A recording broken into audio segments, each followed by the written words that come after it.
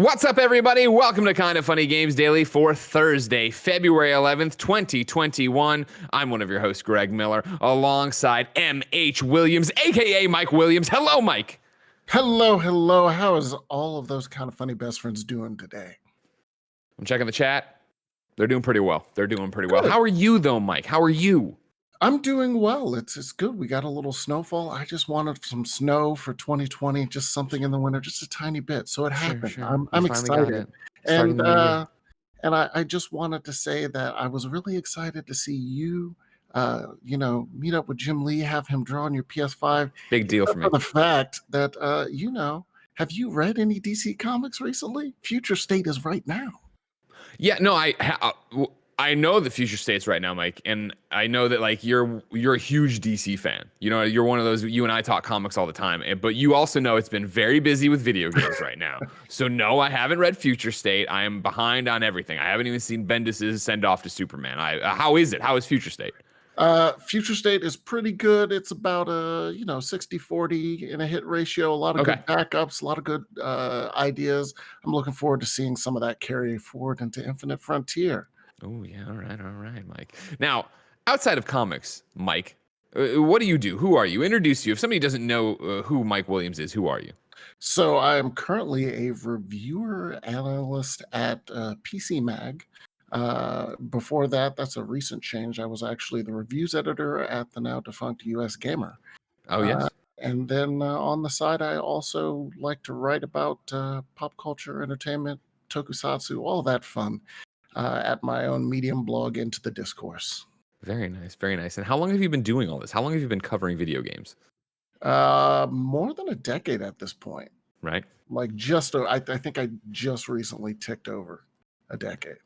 It's one of those things that it's ridiculous that it's taken this long to get you on Games Daily. And I went back to our DMs when I was booking you on this one, where what was it, a year ago? I was like, we got to get you on Games Daily. And then before then, we got to get you on Games Daily. And then just got lost in the ether and never made it happen. But here you are.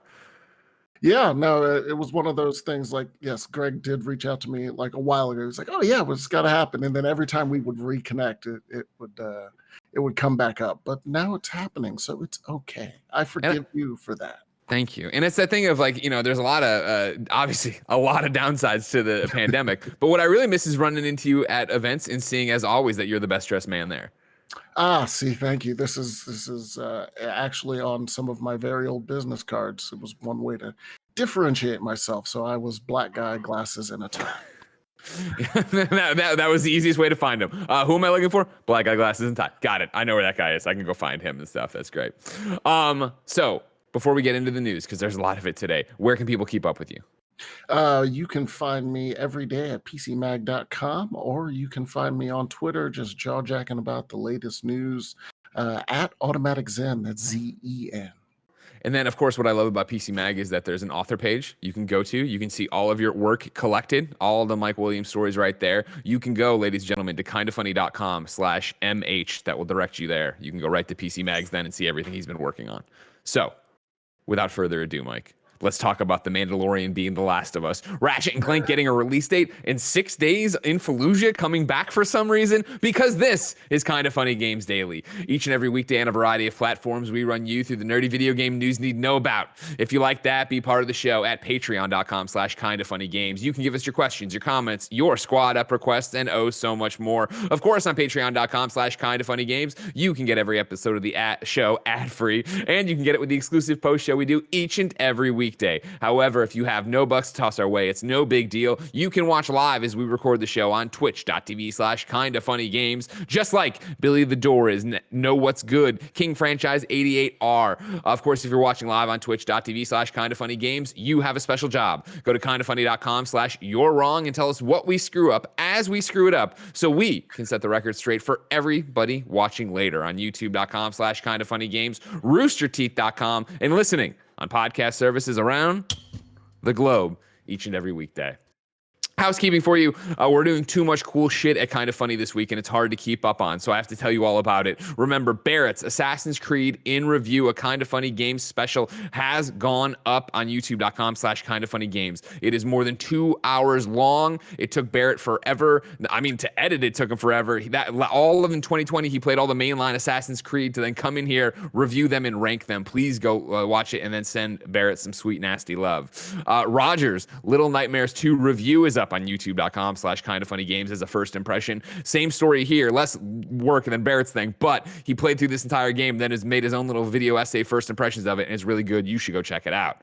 Saturday is Wild Aces game day. That's right. If you didn't know, we own a football team in the fan-controlled football league, and the first game is Saturday, 5 p.m. Pacific time, twitch.tv/kindafunnygames against Quavo and Richard Sherman's Glacier Boyz. We will be streaming here. Me and Snowbike Mike will kick off probably 4:30 to get ready for the game at 5. Thank you to the insane number of you that came out last night just for the draft and drafted alongside us to make sure we got the right Wild Aces team. That was a blast. And then Saturday, after the game, you can stick around for a live Love, Sex, and Stuff call-in show to celebrate Valentine's Day. Thank you to our Patreon producers, Graham of Legend, David Mintel, Trent Barry, Blackjack, Louise Aguiar, a.k.a. 8-Bit Louise, James Davis, a.k.a. @JamesDavisMakes, and the Nanobiologist. Today, we're brought to you by Amazon Pharmacy and DoorDash, but I'll tell you about that later. For now, let's begin the show with what is and forever will be the Roper Report. Bring up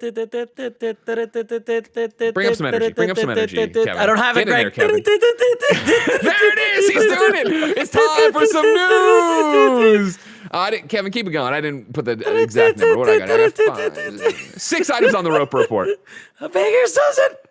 Man, that voice is going, isn't it, Kev? It really is. Thanks for having me push. Thanks. I needed that. You could have stopped. You know what it was. No, you said keep it going. Are you resting it? Are you drinking tea and honey and stuff?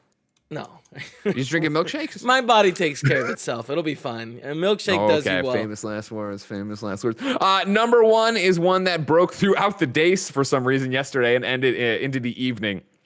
Pedro Pascal joins Bella Ramsey to star in HBO's The Last of Us. I will be reading 2 paragraphs from Deadline, but from 2 different authors because they put them out in 2 different stories because of the way this all timed out. Nelly Andreeva at Deadline writes, in one of the biggest TV castings of the year, The Mandalorian star Pedro Pascal is set to headline The Last of Us, HBO's high-profile series adaptation of the Sony PlayStation franchise from Chernobyl creator Craig Mazin and Neil Druckmann. Then Alexandra Del Rosario at Deadline writes, HBO has found one of its leads for the upcoming Last of Us series. Deadline confirmed that Game of Thrones breakout star Bella Ramsey, known for appearing as the pugnacious but brave Lyanna, did I get that right? Mormont? Kevin, you watched this show. Mormont. Yep. Will play Ellie. So again, those are the 2 things. It's crazy.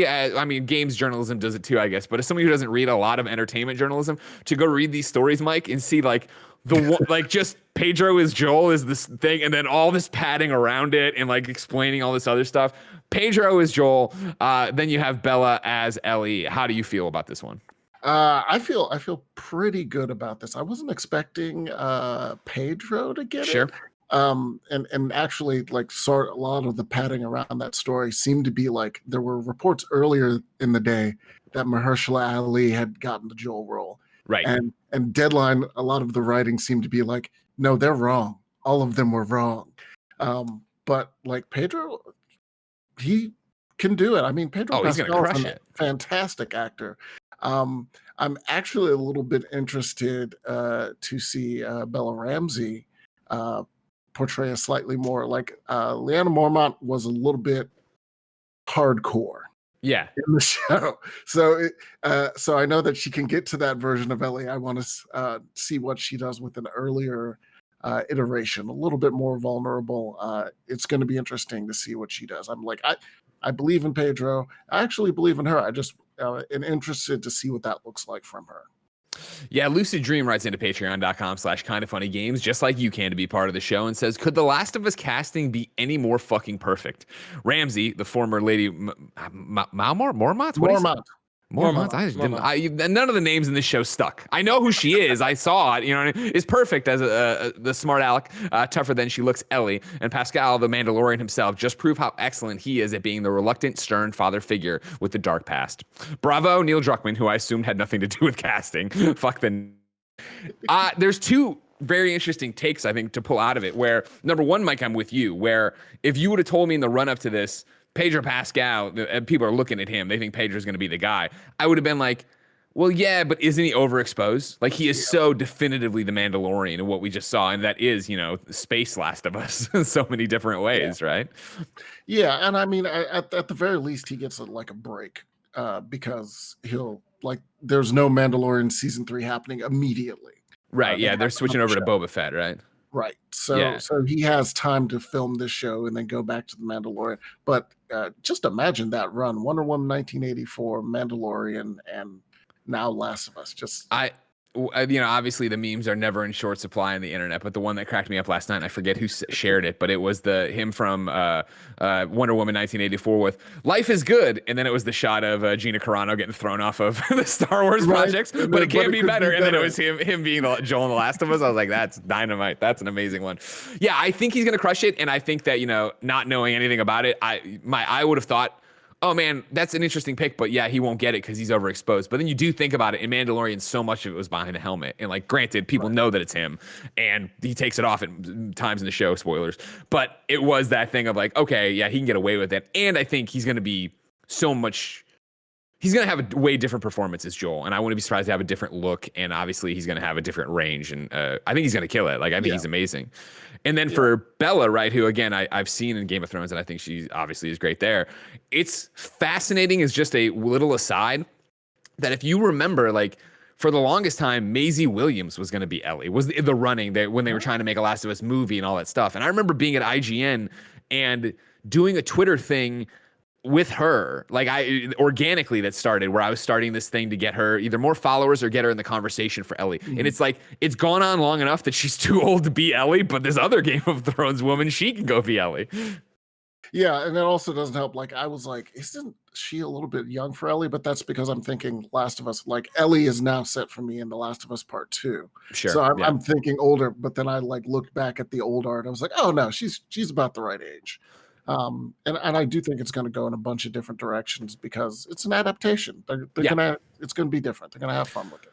And so what does that do for you? Are you excited about that? You know, video game movies don't have a great track record. And so now to see Last of Us being adapted by HBO, and obviously to have Craig in there from Chernobyl, which was great, and then obviously Neil to actually be there and actually be involved. Do you think this bucks the trend? Do you think this is going to be a good addition to the Last of Us universe? I do. I mean, I like adaptations that sort of play around with the source material a little bit more rather than just take it straight. But also Craig Mazin, I listen to, he does a podcast on the side, long running, called Script Notes. And I remember years ago when Last of Us first came out, and he was just gushing over it because he has a what are we reading or playing section. Sure. So he's always been a Last of Us fan. And then Chernobyl hit and just sent him, you know, skyrocketing as a sort of series director. He was Hangover movies before. Yeah, he was when you look at his IMDb, it's very the clear before and after Chernobyl. Right. So I'm glad he has enough, you know, clout now, thanks to Chernobyl, that HBO probably went to him and said, what do you want to do next? And he was like, The Last of Us. So he's excited. I'm excited. Yeah, and I think it is really cool that, you know, Neil is so involved with it, and I think it'll be fascinating to see if that, you know, portrays. And then what you're talking about, though, with it being an adaptation, right? Like, that is going to be the fascinating part of it, of what does this story look like and how long do we stick with it? Because I think the games obviously are able to play within their set amount of times and be done with it. But for this one, and it's ongoing, is all of season 1, you know, Last of Us Part 1, is it just going to go in such a different direction that it isn't ongoing, that we don't, you know, worry about it? And like, we do see, like you're talking about, her grow up and like become, so like fill in the gaps even between Last of Us Part 1 and Last of Us 1, Last of Us 2. I can't wait. I'm interested. I think this is a great cast, and it seems like they have a good production behind it. Oh yeah, no, it's going to be great. I'm excited. Now, Rita writes into patreon.com/kindoffunnygames to push her own agenda. Hey, Kind of Funny Games Daily Crew. Well, The Last of Us has finally come back around in the news cycle as a result of the recent Joel and Ellie castings, and I'm going to use it for an excuse to push my own damn agenda. I want another Last of Us game. I've heard the sentiment that Naughty Dog should leave The Last of Us behind and move on to a new IP, but I have different hopes. If you were to receive another Last of Us game, what would you want? Do you want it to be part 3? Do you want it to be a spin-off using the world to tell a tangential or unrelated story? And then I'm trying to skim ahead here to see if there's spoilers or anything like this. No, Rita goes on to say, here, I'll get the ideas flowing. I want a game set before The Last of Us, showing us Joel and Tommy's story. I want to really flesh out Joel's character and understand what led to Joel and Tommy's fallout that's referenced in The Last of Us Part 1. I think there would be enough action and controversy to tell a very interesting story with the wonderful gameplay Last of Us is known for. Mike, do you want another Last of Us game? I'm in the mixed category. I personally would rather them stop, but there's always room for an idea to work. So Sure. like I'm open to it. I'd probably put it in between The Last of Us Part 1 and 2 to sort of see how people transition from the full on, cordyceps invasion to the like where New World Order. New World Order, Last of Us Part 2, and probably not have any of the main cast, or maybe from the other side of The Last of Us Part 2, not going into spoilers or anything. Of course. Yeah, I'm right there with you. Where I think even with Last of Us Part 2, like I wasn't demanding another Last of Us. Like I was very much like, man, you should leave it where it was. You guys pitched a perfect game here. Get out and leave while you still can, kind of thing. And when they got it, I think Last of Us Part 2 is a masterpiece. And so I'm totally, I'm glad this exists, even though I wasn't pushing for it. It's the same thing here, where I'd be happy if they never went back to it. Honestly, I'd be happy if they never went back to it. I'd also be happy if they did like a novella or a short story in the aftermath. I have questions about the aftermath, right? And I know that obviously the ending's left ambiguous in certain ways for us to sit there and do have those questions and ponder what characters are doing and why they went to do what they did. But I'd love definitive answers. For the question here, or not the question, I guess, the pitch here from Rita of, the Joel Tommy story, I don't think they would do that. Because if you remember, Last of Us 1 kind of glosses over it a little bit as we don't know Joel that well, but on replays, I think it stands out more. Like, Joel wasn't a good guy in the before times. And even when we pick up in Last of Us Part 1, like, he did a lot of horrible shit. And I bet him and Tommy did a lot of horrible shit in that, end of the world to where they were when we pick up The Last of Us Part 1.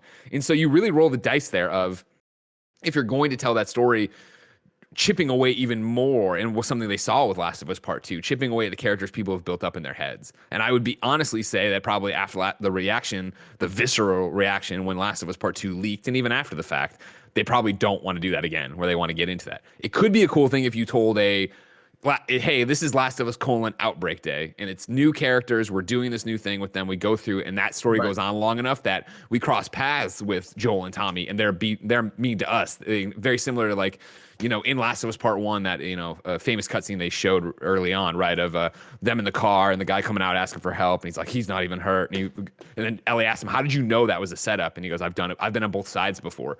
It'd be interesting to see that perspective in a spin-off, whatever, but I'm not clamoring for that. I don't need to go back to it. And I'd be interested to know if Naughty Dog's worrying about that at all, or if this is now the vessel, the show with Pedro and Bella. If you want that kind of Tommy pairing, play Days Gone with Deacon and his brother. Deacon and Boozer. Yep. Booze. You there, fuck, motherfucker. We got to fucking hell.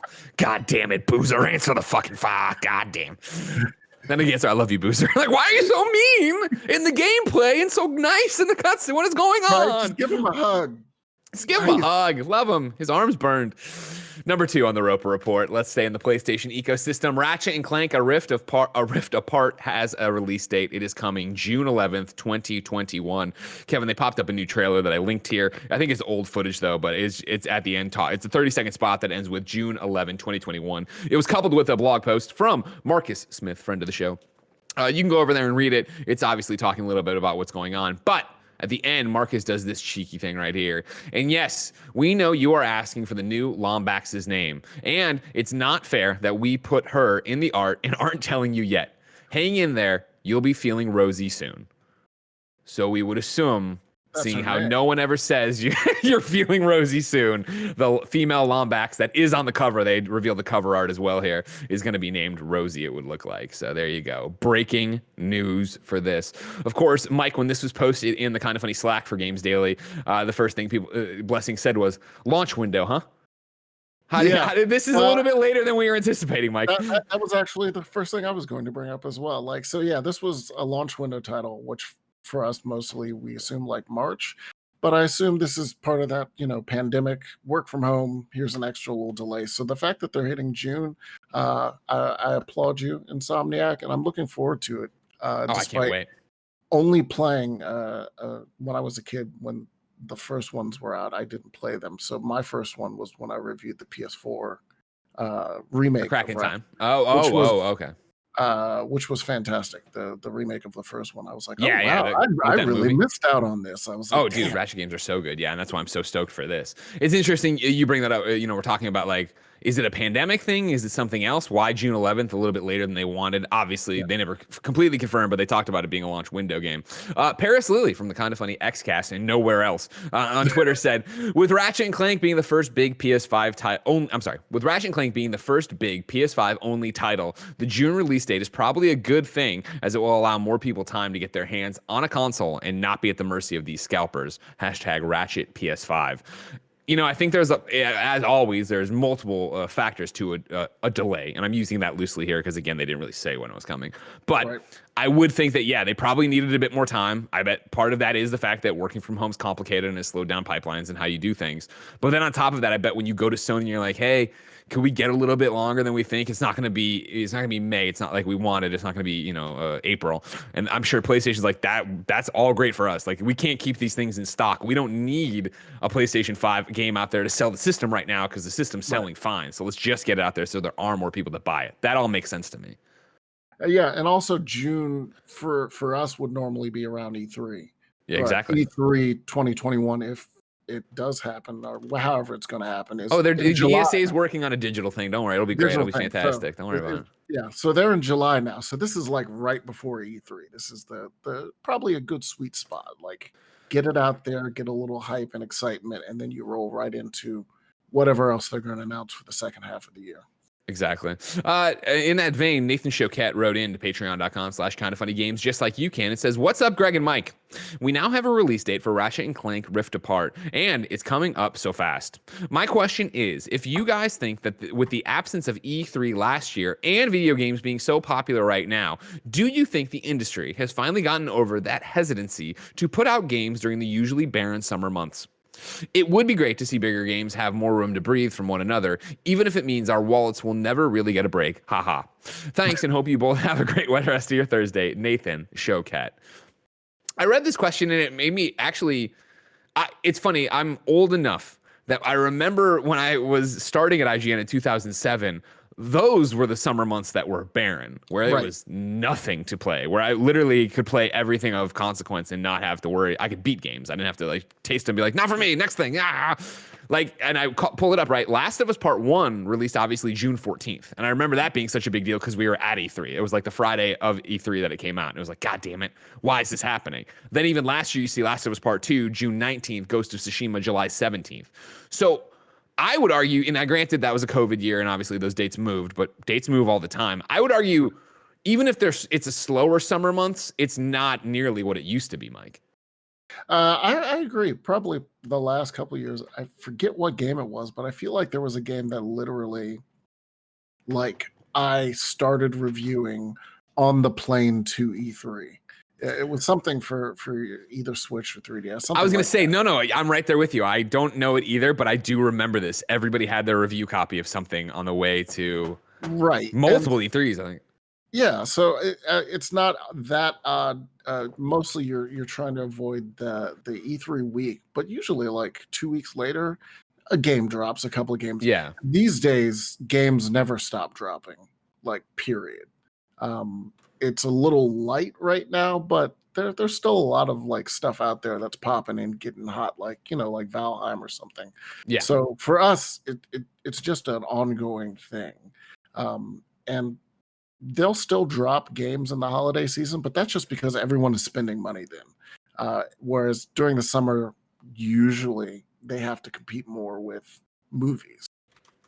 Yeah, and it's also the, compete with free time, where I know Right. it sounds crazy because, if you're like us and you're a video game nut, man, Right. summer was the best because you could sit there and play 12 hours of games or whatever uninterrupted. But for most people who aren't us, they want to go outside and do lame things like take vacations and see their families. Whereas during, the school year, it is you go to school, you come home, you eat dinner, and then you have free time and you do something with it. I think they try to get around that way.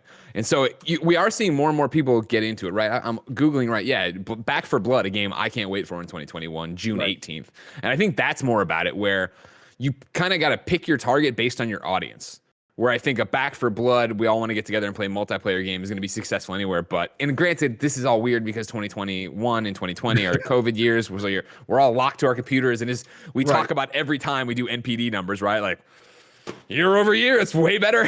And people are locked in their house. Of course, they're going to be playing games left and right. All the time. Yeah. No, Animal Crossing, I think, would have hit, but not like almost catching Mario Kart within. It's crazy, right? Yeah.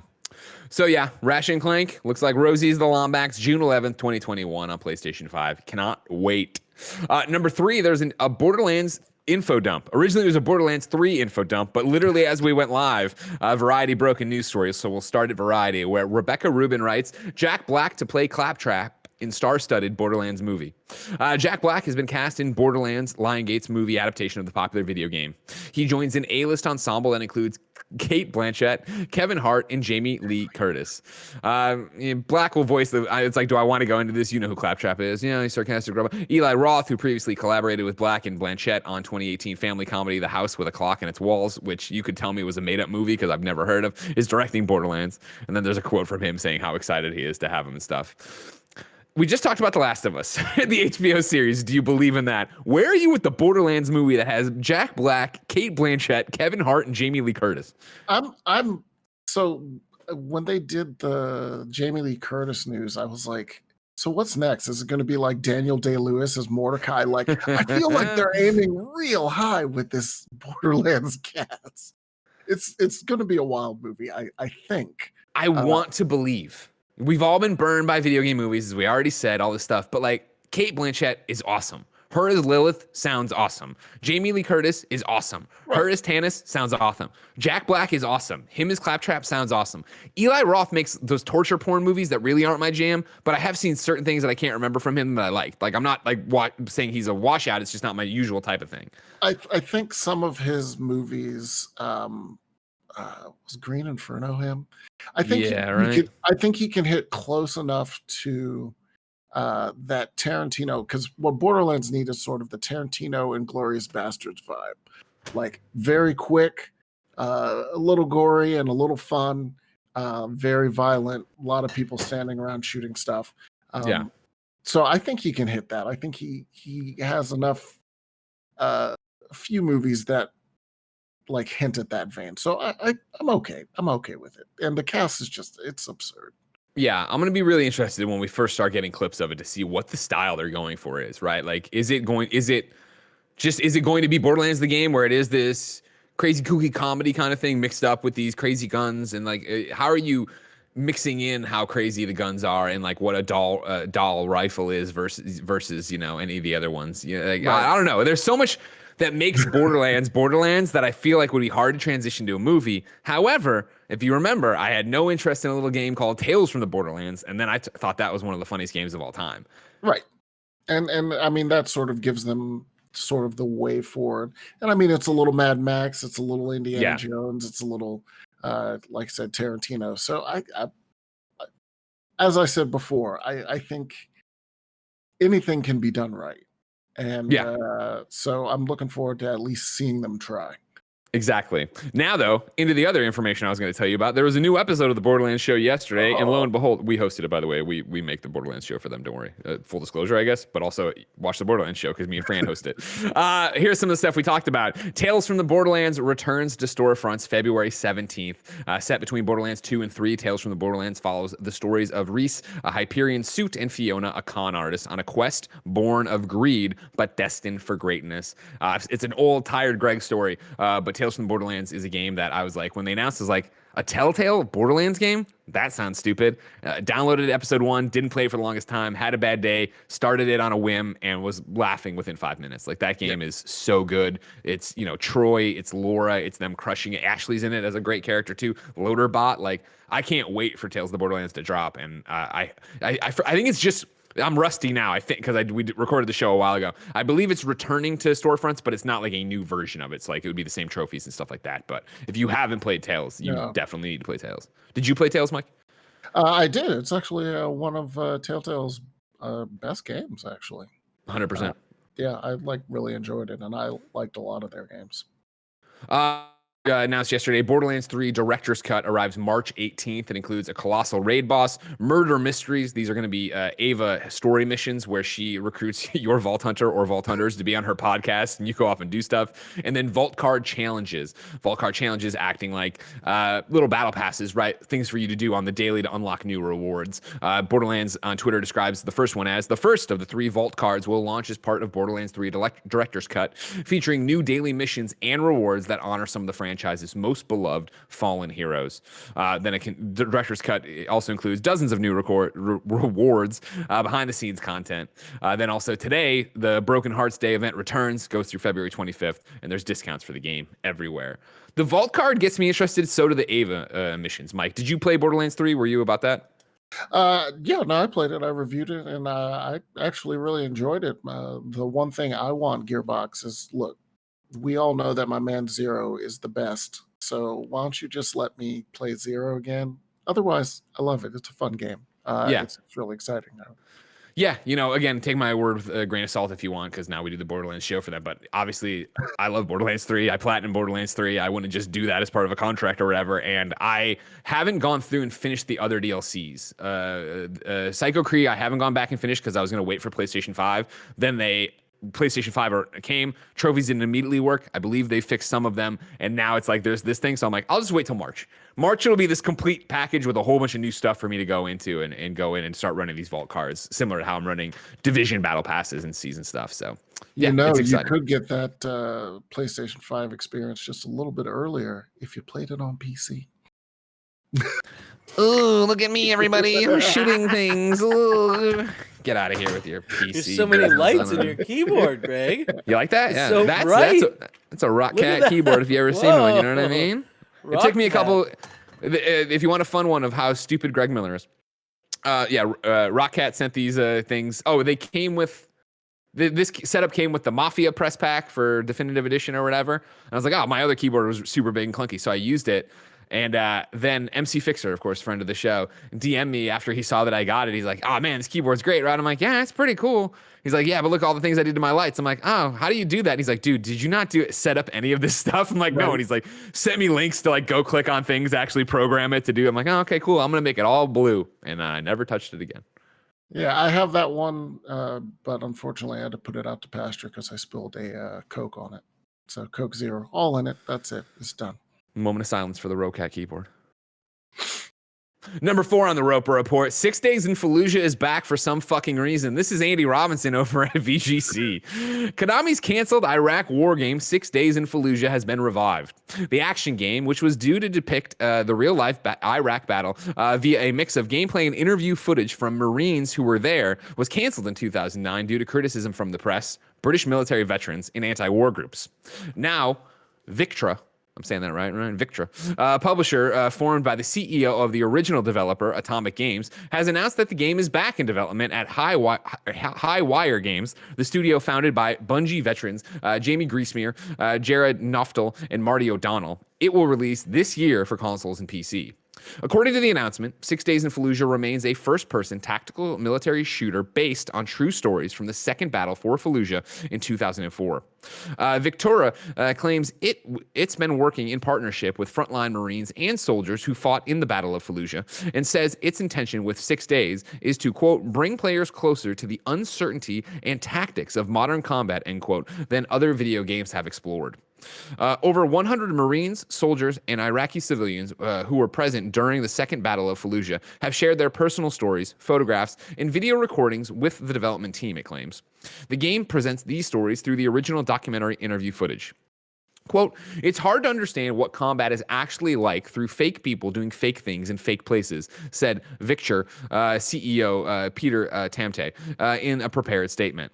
Quote, this generation showed sacrifice and courage in Iraq as remarkable as any in history. And now they're offering the rest of us a new way to understand one of the most important events of our century. It's time to challenge outdated stereotypes about what video games can be, end quote. James Cowgill, 6 Days' original producer, told Variety in 2018 that the game was first canceled because its real-world content and media coverage scared Konami higher-ups. Quote, basically once Konami Japan realized they had a controversial game on their hands, everything just went quiet from Konami. The support just dropped, he said. Because Konami canceled the contract, the game's rights then reverted back to its developer.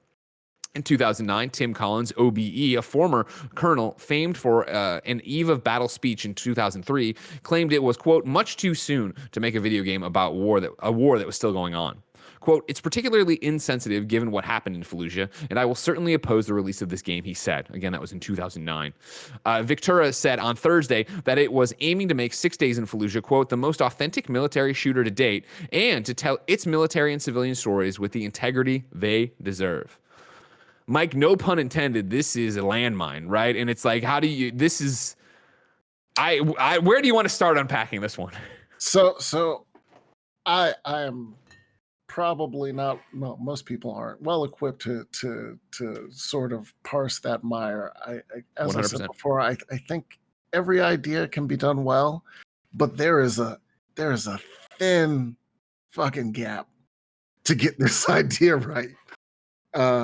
And I don't know many developers that could pull it off.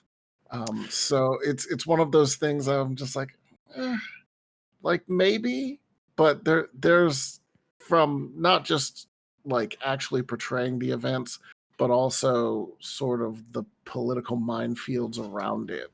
Sure. Because you have to sort of also keep military people happy, but also not dip too much into Islamophobia. There's so much into that.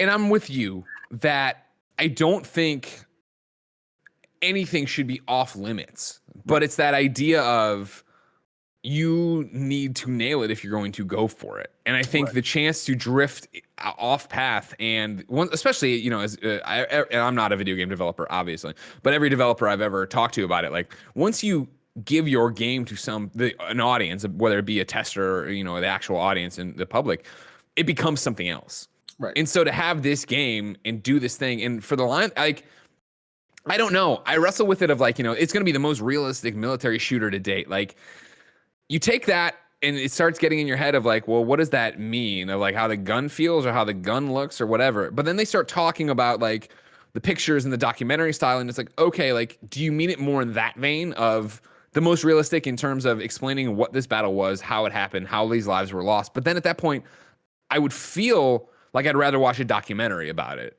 than be playing it in, see the videos of somebody tactically crouching on somebody's face or whatever that they just killed. I don't know. Yeah, or even if they mean it in terms of gameplay, like, is this something like Arma 3 or one of those games like, I think Red Orchestra is one of those games where, like, you take a bullet, you're going down. Right. Or, realistic damage, which, is really trying to sell the horror of war to the player.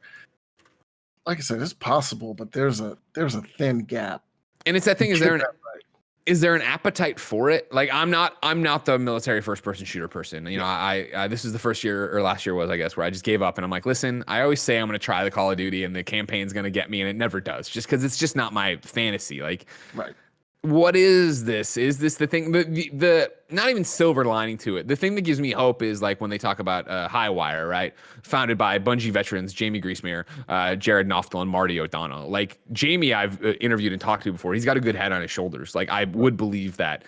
I don't think I do not think they're setting out to exploit this battle.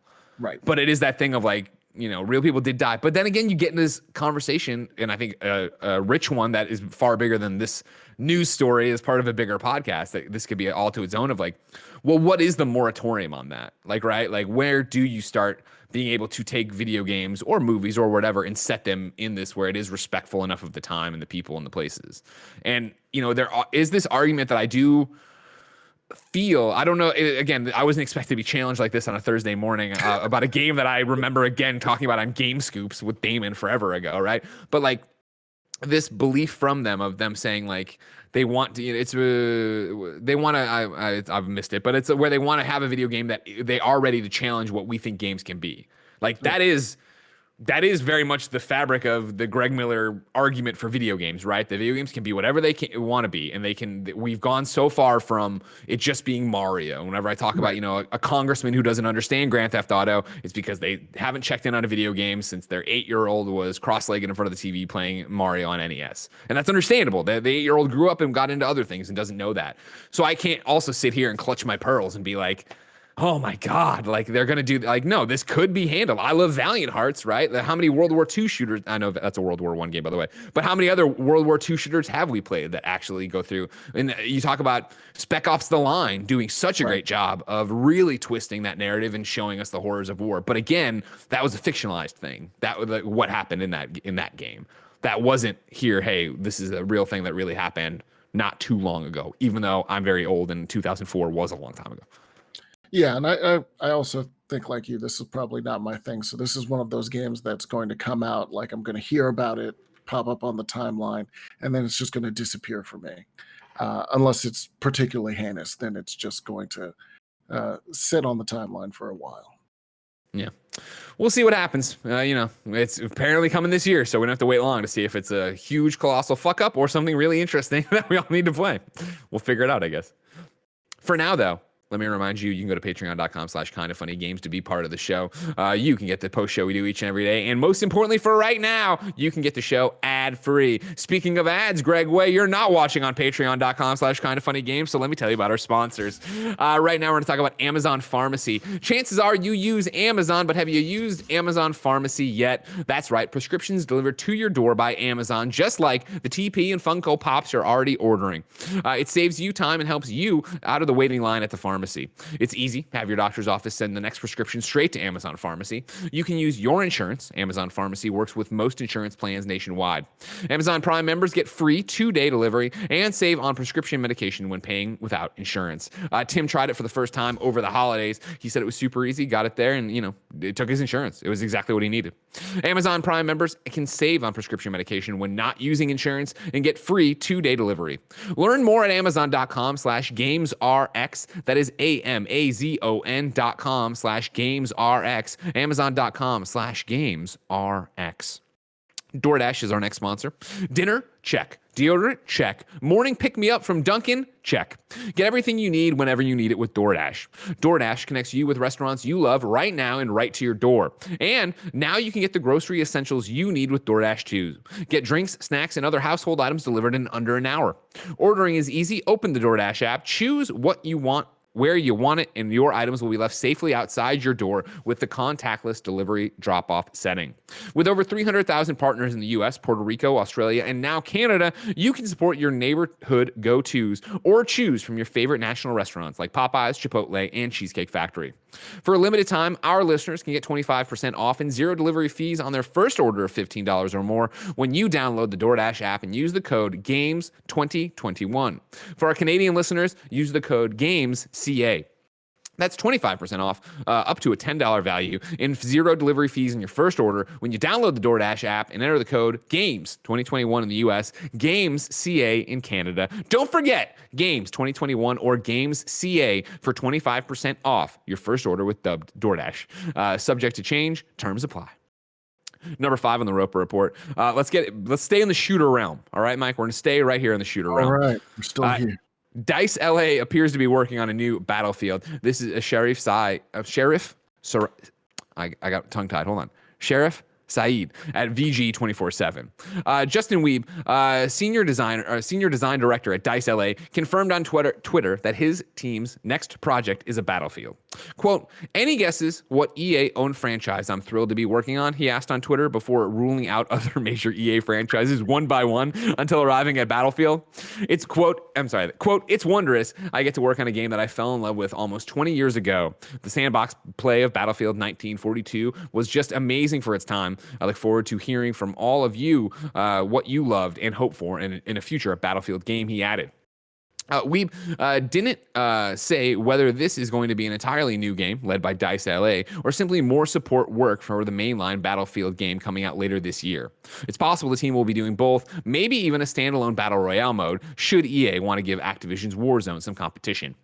DICE LA has long existed as a support studio to DICE's main team in Sweden.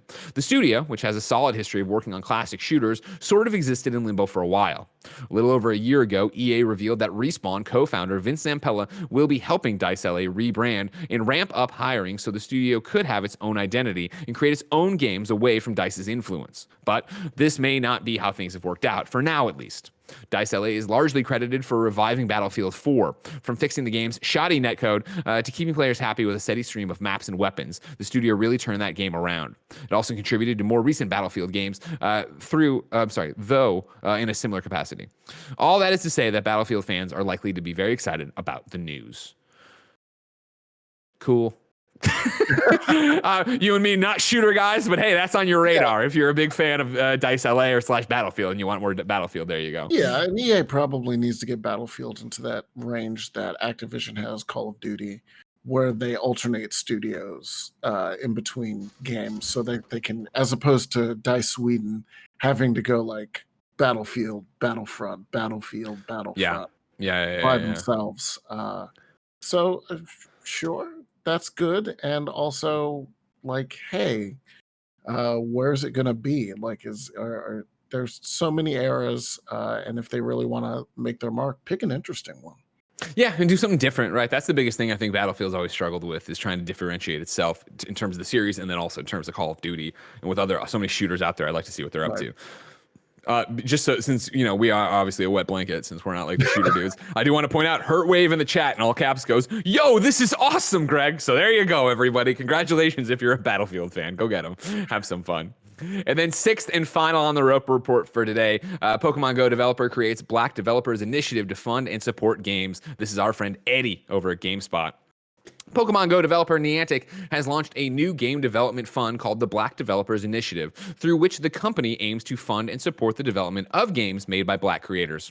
Quote, "Our intention is to empower Black game / AR developers and provide access, resources, and support so they can build amazing game experiences that inspire games to explore the world together." Inspire people to explore the world together. Reads a line from the announcement. Teams who are chosen for the fund will receive 5 months of funding, executive mentorship, and development support to create a playable prototype.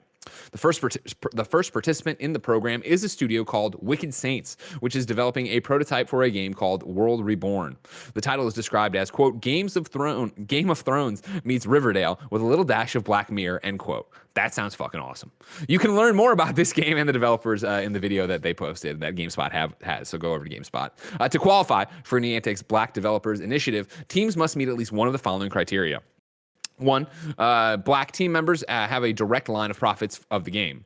2, the company's studio is at least 51% Black-owned, operated, and controlled, and as based on the NMSDC requirements defined under the certification criteria used by the Small Business Administration. Whatever that is, get out of here with your legal mumbo jumbo. Number 3, eligibility is established via a combination of screenings, interviews, and on-site visits, parentheses, post-COVID.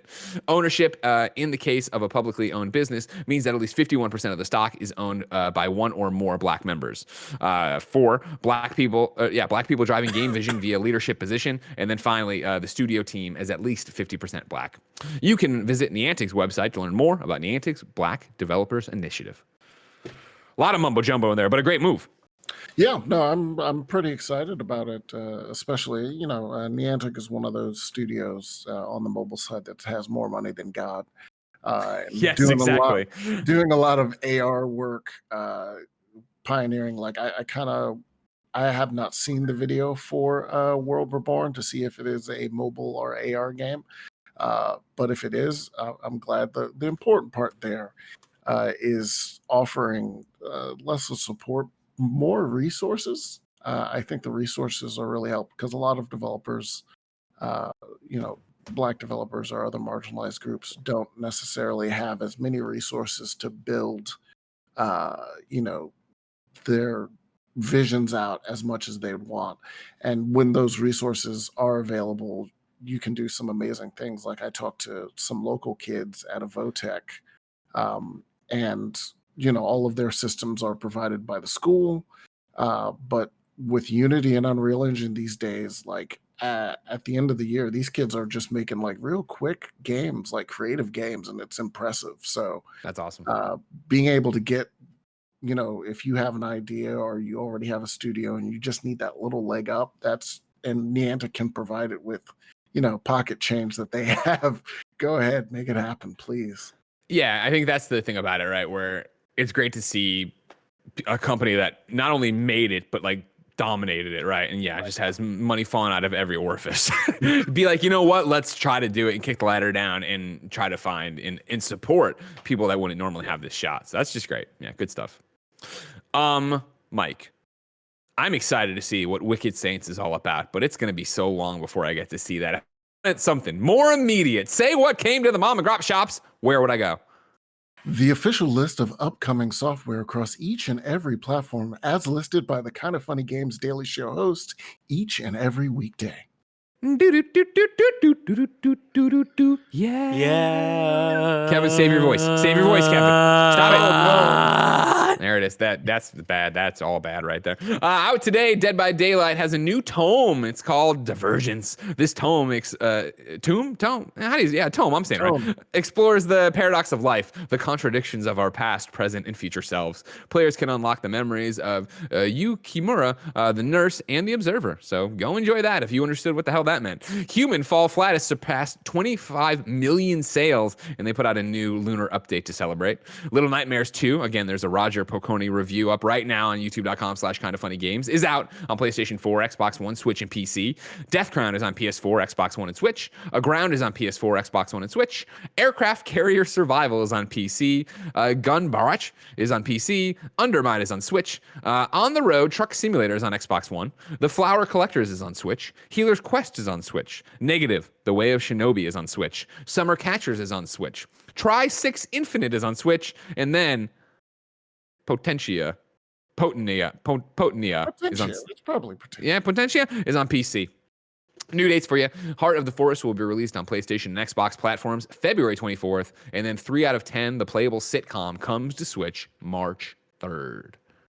We ask you to go to patreon.com/kindoffunnygames to be part of the show like so many of you were today. But not only to ask questions, also to squad up. Today, Ashley needs help on PlayStation 5. Ashley's PSN is Apricot 99. Ashley needs help in a game called The Division 2. You might have heard of it. Just getting back into The Division 2, need a clan to join and maybe some best friends to play missions with. I'm on the East Coast and am a frontline worker, so I have no set times that I play. Be safe out there, wear a mask, and wash your hands. Thanks. If you want to play The Division with Ashley, hit Ashley up at Apricot99 on PSN. And more important, Ashley, thank you so much for being a frontline worker. Putting your life on the line out there. Everybody wear your fucking mask. And over your nose. It's been a year of this. We know what's going on. Outrageous. Mike, we asked people watching live on twitch.tv/kindoffunnygames to go to kindoffunny.com/you're wrong and tell us what we screw up as we screw it up so we can set the record straight for everybody watching later on youtube.com/kindoffunnygames. Please subscribe. Roosterteeth.com. I don't know if you can subscribe to shows over there, but if you can, please do it. And listening on podcast services around the globe, please leave reviews and subscribe. Ignacio Rojas comes in to own your ass, Mike. Ignacio says, you can't get the PS5 Borderlands 3 experience on PC. There's no adaptive triggers or haptic feedback, and we all know how important that is for the experience. Great point, Ignacio. Put a gold star in the chat for Ignacio. Wow, PC. Good job. What a solid point, Ignacio. My mouse isn't rumbling. My mouse isn't fighting back as I try to click. I mean, I don't have a haptic feedback mouse, but maybe somebody does. And I'm sure somebody does. Yeah, but no, there are no adaptive triggers. So you got me. Nanobiologist writes in with not a you're wrong, but more on 6 Days in Fallujah. He points me to Daniel Ahmad, industry analyst over on Twitter.